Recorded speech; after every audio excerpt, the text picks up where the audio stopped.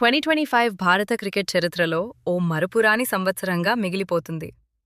ICC champions trophy 2025 భారత పురుషుల జట్టు దుబాయ్లో ఐసీసీ ఛాంపియన్స్ ట్రోఫీ 2025ని సాధించింది. ఫైనల్ మ్యాచ్లో న్యూజిలాండ్ను 4 వికెట్ల తేడాతో ఓడించి మూడోసారి ఐసీసీ ఛాంపియన్స్ ట్రోఫీని గెలుచుకుంది.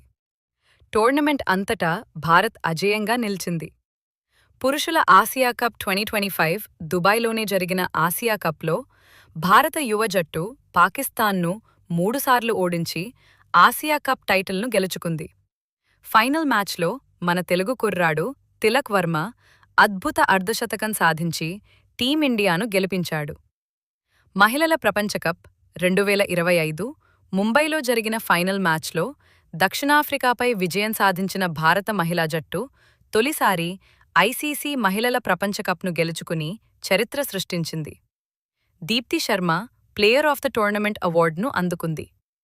మహిళ అందుల టీ20 ప్రపంచకప్ కొలంబోలో జరిగిన ఫైనల్ మ్యాచ్లో నేపాల్ను ఓడించిన భారత మహిళా అందుల జట్టు తమ తొలి టీ20 ప్రపంచకప్ను గెలుచుకుంది. భారత్ కేవలం 12 ఓవర్లలోనే 3 వికెట్లు కోల్పోయి లక్ష్యాన్ని ఛేదించింది.